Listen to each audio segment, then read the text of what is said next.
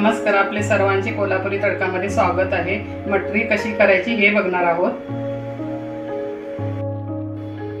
ही मुगाची डाळ आहे। हे 6 तास मी भिजत ठेवली होती। हे बघा आता मस्त ही भिजलेली आहे।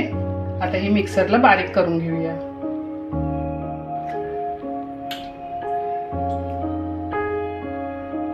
मिक्सरच्या भांड्यामध्ये काढून घेतलेली आहे डाळ। ह्याच्यात थोडंसंच पाणी टाकायचं, जास्त टाकायचं नाही, आणि ह्याची पेस्ट करून घ्यायची।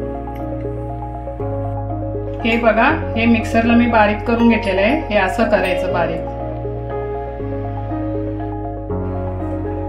ही डाळ बारीक केलेली ह्याच्यामध्ये ओतून घेऊया।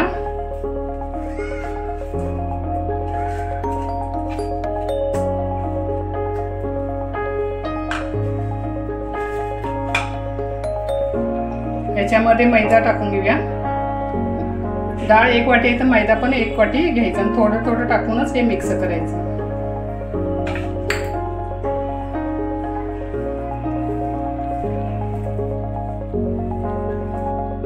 ह्याच्यामध्ये मीठ टाकायचं चवीनुसार। ओवा टाकायचा 1 चमचा, थोडा हातावर क्रश करून टाकायचा। काळी मिरीची पावडर अर्धा चमचा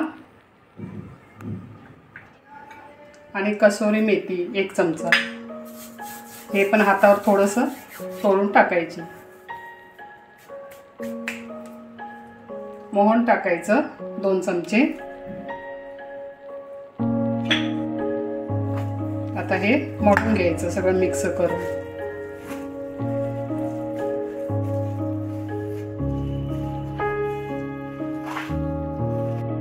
हे बघा, हे मळून झालेलं आहे।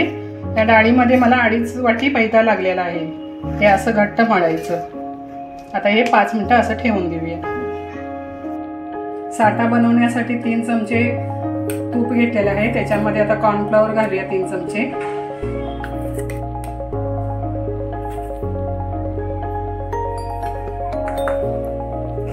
आता हे मिक्स करून घ्यायचं। बघा, साठा बनवून झालेला आहे।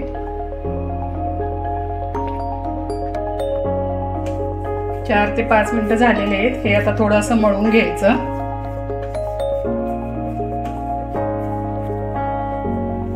आणि याचा आता गोळा करून घ्यायचा।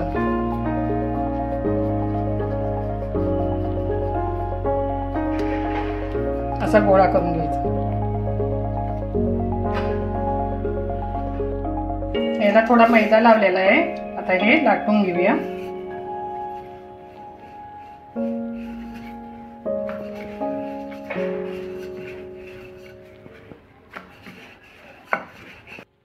हे बघा, हे लाटून झालेलं आहे। हे बघा, असं हे लाटायचं, जास्त जाड करायचं नाही, पातळच पाहिजे थोडं। आता ह्याच्यावर साठा लावून घेऊया। सगळीकडे लावायचं।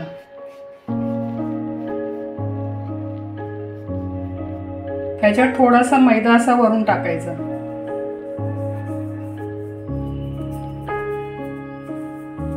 आणि ही अशी घडी टाकायची। ह्याची अशी घडी घालायची। परत ह्याच्यावर साठा वरती लावायचा।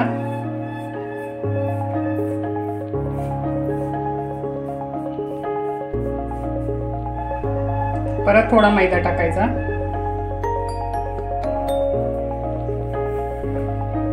परत इकडून एक घडी घालायची।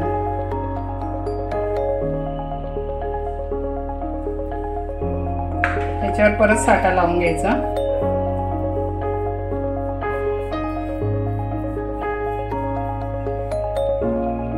ह्याच्यावर परत मैदा टाकून घ्यायचा। ही अशी घडी ठेवून परत याला लाटून घ्यायचं।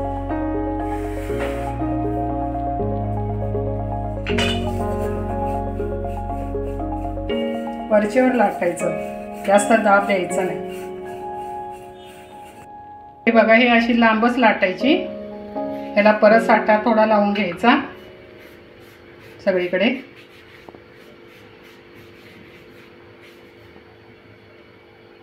मैदा टाकून घ्यायचा वरती।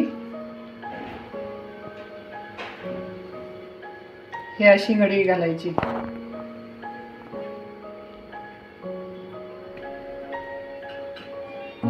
याच्यावरती साठा लावून घेऊया.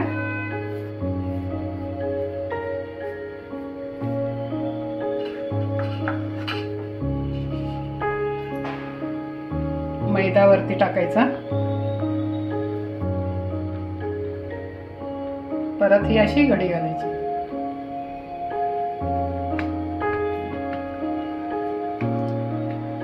थोडं आता हे वरून दाटून घ्यायचं, जास्त दाब द्यायचं नाही.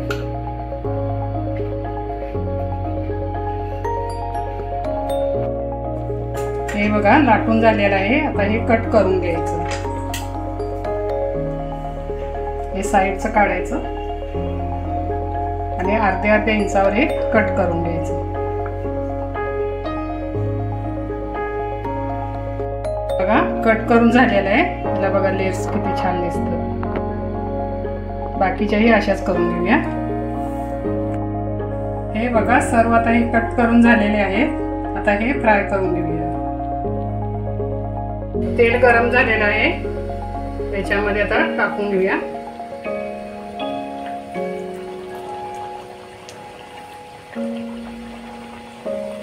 थोडेच टाकायचे, जास्त टाकायचे नाही.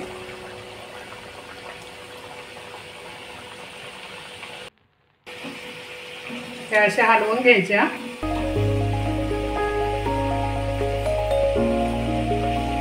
दोन्ही साईडनं पण हे करतात.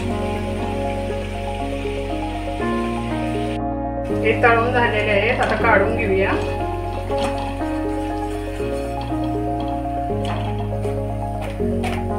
हे बघा फ्लेवर्स किती मस्त आलेले त्याला. बघा मटरी तयार आहे. तुम्हाला जर ही रेसिपी आवडली असेल तर लाईक करा, शेअर करा आणि चॅनलला सबस्क्राईब करून बेल आयकॉन प्रेस करा, जेणेकरून तुम्हाला नवीन नवीन रेसिपीचे नोटिफिकेशन येतील. सबस्क्राईब नक्की करा.